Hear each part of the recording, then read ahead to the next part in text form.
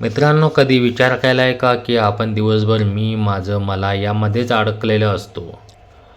माझी नोकरी, माझं घर, माझी इज्जत. पण ज्या दिवशी हा मी संपतो त्या दिवशी नक्की काय उरतं? संत तुकाराम महाराज एका अभंगात म्हणतात, देह मी नव्हे सरे, उरला उरे विठ्ठल.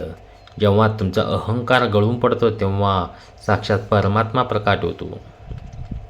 आजच्या या स्पर्धेच्या युगात प्रत्येकजण स्वतःला सिद्ध करायला बघतो. जिथे तुकाराम महाराजांचा हा विचार आपल्याला मानसिक शांती कशी देऊ शकतो, हा व्हिडिओ आज तुमची जगण्याची दृष्टी बदलणार आहे. हा प्रवास तुमच्या आयुष्यातील सर्वात महत्त्वाचा टप्पा ठरू शकतो, म्हणून व्हिडिओ शेवटपर्यंत राहा. मित्रांनो, व्हिडिओला पुढे जाण्यापूर्वी एक छोटीशी विनंती. जर तुम्हाला आमचा हा आध्यात्मिक वारसा आधुनिक पद्धतीने मांडण्याचा प्रयत्न आवडत असेल तर तुम्ही आमच्या चॅनेलचे मेंबरशिप घेऊ शकता. तसेच खाली दिलेल्या सुपर थँक्स बटनांद्वारे तुम्ही आम्हाला पाठिंबा देऊ शकता. तुमच्या या छोट्याशा मदतीमुळे आम्हाला असा सखोल रिसर्च करण्याची ताकद मिळते. जर तुम्ही पहिल्यांदा जर चॅनेलवर आला असाल तर आत्ताच चॅनेलला सबस्क्राईब करा. इथे आम्ही पोकळ गप्पा मारत नाही तर संतांचे विचार विज्ञानाच्या आणि अनुभवाच्या कसोटीवर घासून पाहतो. चला तर मग आधी ती मूळ अभंग डोळ्यासमोर ठेवूया. देह मी नव्हे सरे, उरला विठ्ठल, उरला उरे विठ्ठल. मनोनी लाहू करा काळ सारा चिंतने, पाळण्याची नाही चिंता, ठावरिता देवाचा. तुका म्हणे जीवासाठी देव पोटी पडेल. मित्रांनो, अभंगाची पहिली वेळ आता बघूया. देहभाव आणि अस्तित्वाचा लढा या अभंगाच्या पहिल्या ओळीतून दिसते. आपण जन्माला येतो तेव्हाच आपल्याला नाव नसतं. हळूहळू समाज आपल्याला नाव देतो, पद देतो, जात देतो. आपण स्वतःला देह समजू लागतो. मी गोरा आहे, मी श्रीमंत आहे. पण तुकाराम महाराज म्हणतात, जोपर्यंत हा मी नावाचा पडदा आहे तोपर्यंत विठ्ठल दिसत नाही. आजच्या सेल्फी कल्चरमध्ये आज आपण आपल्या बाह्य रूपावर इतकं प्रेम करतो की आतल्या आत्म्याला विसरतो. समजा तुमची नोकरी गेली किंवा तुमचं सौंदर्य काळानुसार कमी झालं तर तुम्ही कोण उरता? जो उरतो तोच विठ्ठल. जेव्हा तुम्ही म्हणता की मी देह नाही, तेव्हा तुमच्यातलं इगो म्हणजे अहंकार आणि जिथे वैश्विक ऊर्जा म्हणजे तिथे म्हणजे वैश्विक ऊर्जा म्हणजे पॉझिटिव्ह एनर्जी प्रवेश करते. आता दुसऱ्या ओळीकडे बघूया. दुसऱ्या ओळीत वेळेचे व्यवस्थापन आणि चिंतन या दुसऱ्या ओळीतून सांगत असते. म्हणून लाहू करा काळ सारा चिंतने.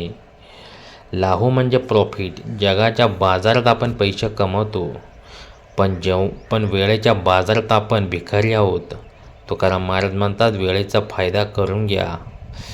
आपण दिवसाचे 4-5 तास सोशल मीडियावर दुसऱ्यांचं आयुष्य बघण्यात घालवतो. याला चिंतन म्हणत नाही. चिंतन म्हणजे स्वतःच्या आत डोकवणे.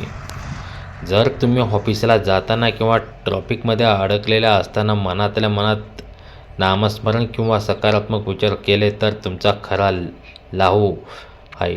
काळ सारा म्हणजे प्रत्येक क्षण.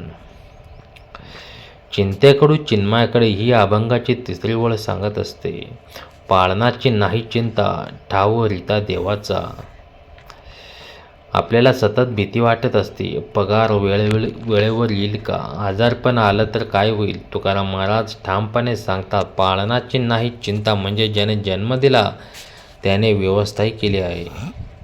आज आपण 80% आजार हे स्ट्रेसमुळे आहेत. आपण कंट्रोल फ्रेक झाला आहोत. आपल्याला वाटतं सगळं आपणच चालवते. पण तुकाराम महाराज म्हणतात, मन रित म्हणजे मोकळं करा.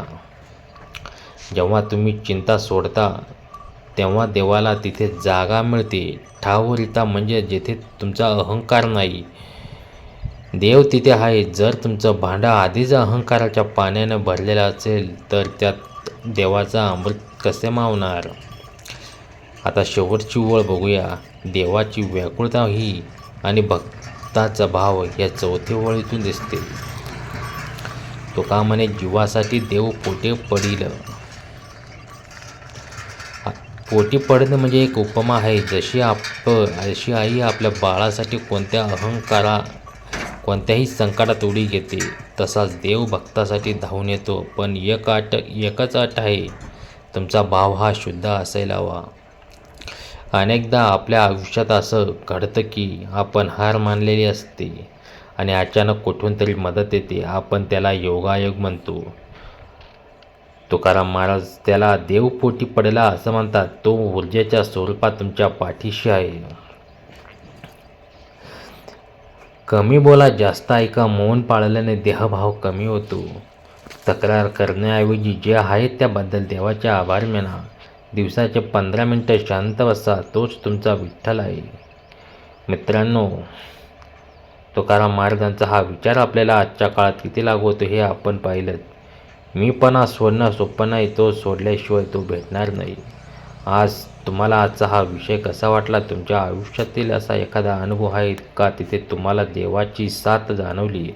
हे कमेंट्समध्ये नक्कीच सांगा आणि हा व्हिडिओ जास्तीत जास्त लोकांपर्यंत शेअर करा. कारण आज जगाला स्पर्धेची नाही तर आध्यात्मिक शांततेची गरज आहे. चॅनलला सबस्क्राईब करायला विसरू नका. रामकृष्ण हरी.